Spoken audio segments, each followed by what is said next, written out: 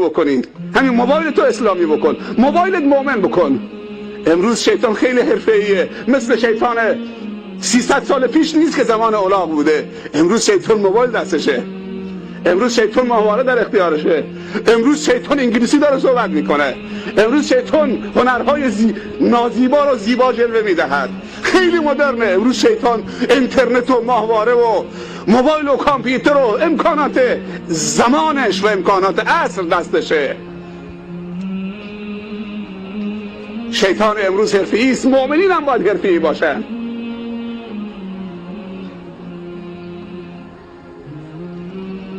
با همین موبایل در 1 ساعت جلوگیری از 4 تا خودکشی شده با همین موبایل. چقدر سوال شرعی دارن، تو اون گوشی دنیاست نمیخواد ببیندش، زنگ میزنه این مشکل دارم راهنمایی میکن. موبایل شده وسیله راهنمایی و نجات و ارشاد.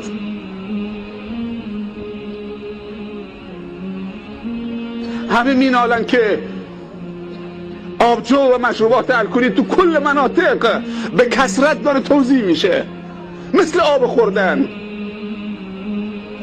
چند سال پیش یادتون بیارید من میشناختم از اینجا کارگرانی می آمدن سورو کار عملیگی میکردن، بنایی و گل میکردن، تو این باغها گرفتار بودن.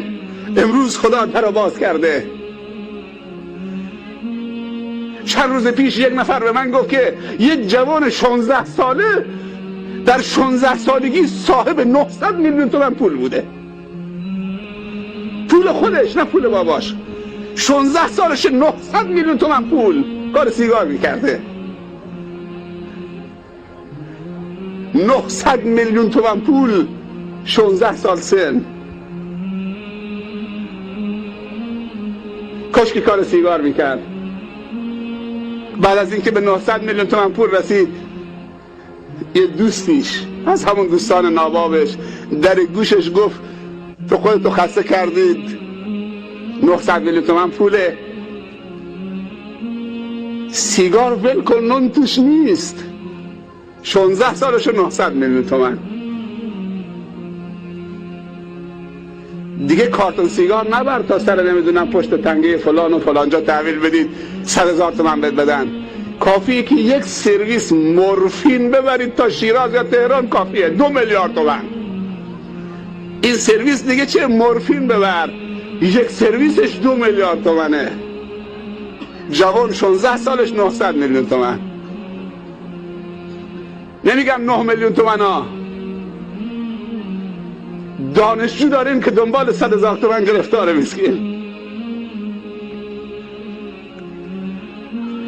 دانشجو داریم که دانشگاه قبول شده، سرمایه منطقه شماست، به خاطر 100,000 تومان ترک تحصیل میکنه.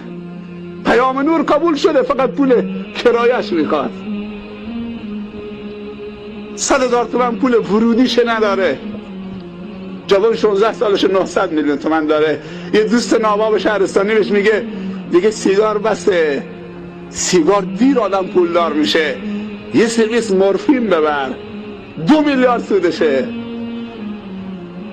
900 میلیون رفت، خودش هم 10 سال رفت زندان، گرفتار شد. سرمایه که ایمان ما رو غارت بکنه به درد چی میخوره؟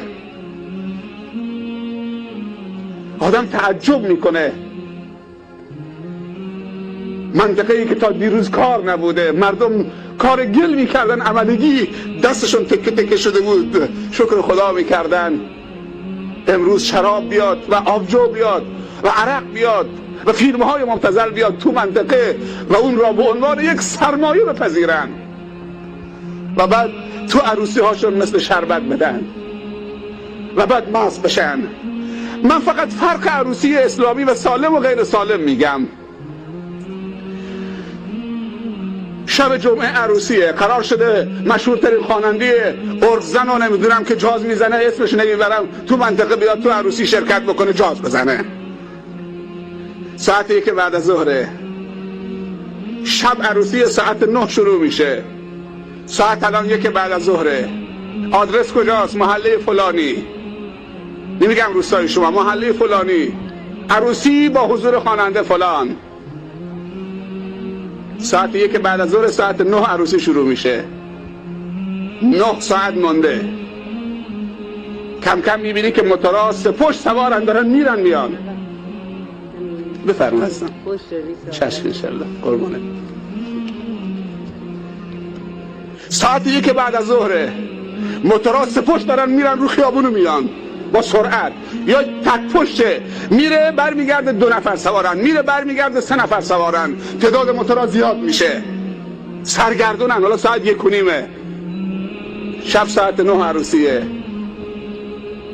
4-5 تا موتور با هم میشن. ساعت 2 برمیگردن از یه جایی، هر کدوم 3-4 تا پلاستیک دستشونه. یه پلاستیک همون عرق دستاز توشه، یه پلاستیک نمیدونم آبجو توشه، یه پلاستیک میوه توشه. حالا ساعت 2 است. ساعت 2 همه جمع شدن، 5-6 تا موتور، 10 تا موتور، 30 نفر سوارن، دنبال یه جا میگردن. یه کوچه پس کوچه زیر درختی تو دیوار خرابه‌ای، همه بچه های من و تو، فرزندان من و تو، چون که پدرانشان میخوان شب جمعه عروسی غیر سالم برگزار کنن. از همون ساعت 1 اینا دنبال کارن. ساعت 4 موفق میشن که شرابشون رو بخورن. ساعت 4 بعد، ساعت 1 3 ساعت طول کشیده. ساعت 4 میخورن، 2 ساعت طول میکشه تا نعشه بشن. ساعت 6 نعشه میشن. ساعت 7 میان تو خیابونا. از ساعت 7-7:30 مالا 10 تا موتور سه پشت، 30 نفر دور اون خونه‌ای که عروسی دارن میچرخن. از این طرف با سرعت تمام کم کم سبکتر میشن و هرچی شراب کارسازتر باشه، ساعتی ازش بگذره، جرأت گناه اونها بیشتر میشه و ترس خدای اونها کمتر میشه و درندگی اونها بیشتر میشه. ساعت 9 ساعت 0 دوباره میرن جمع میشن یک جایی. این قمیصشون معذرت میخوام که این بالا میکشن، یک کابل اینجا گره میدن، هر کدوم هم یک موکدبر تو جیبشون. میخواد نماز جمعه بره یا نماز عید بره. عروسی غیر سالم یعنی این، یعنی جوان از ساعت 1 بعد از ظهر دنبال کابل و دنبال موکدبره. ساعت 9 با دهانی مست و پلید و ایمانی از دلش بیرون رفته، پیامبر صلی الله علیه وسلم میفرمایند اگر یک مسلمانی که اهل قبله باشه یک قطره شراب تو حلقومش بریزد یا از پول فروش شراب بیاد تو زندگیش تبدیل به برنج و خورش و گوشت باشد و خودش و فرزندانش بخورد، ایمان از تو دلش در می آید، مثل قمیصی که از سرت در میاری بالای سرش میماند اینطوری. و اون قدر از خدا فاصله میگیرد با یک قطره شراب که تا 40 نماز جرأت ندارد که نزدیک نماز بشود.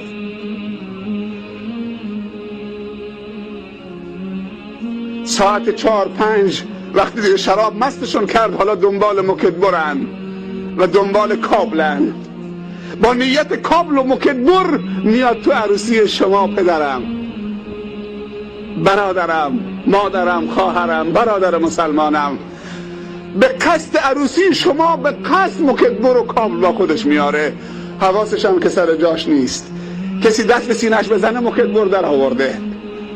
تا بخواید دستشو بگیرید از پشت دوستش که با شراب خورده. من نامرد نیستم که پشت رفیقم خالی بکنم. موکدبر دوم آمده دو کمر پدر داماد و عروس. ساعت 9 شب عروسی رو به هم میزنن، تبدیل به خون میکنن. عروسی تمام میشه، کینه ها میماند، آدم کشی ها شروع میشود، همدیگر را کمین میگیرن، در مستی همدیگر رو خرد کردن، اما بعد دیگه در هوشیاری کمین میگیرن، در غیر عروسی کمین میگیرن. به ما توهین کرد، خانواده ما را زیر سوال برد، بچه منو کتککاری کرد. خب پسر تو مست بود سر عروسی، موکدبر در آورده، دیگه پشت درخت و پشت تپه کمین هم میگیرن در حالت هوشیاری که انتقام فلان عروسی رو از فلان طایفه بگیرن. و همجور وقتی خون به میان آمد دیگه آدم آرام نمیگیره. از کجا شروع شده؟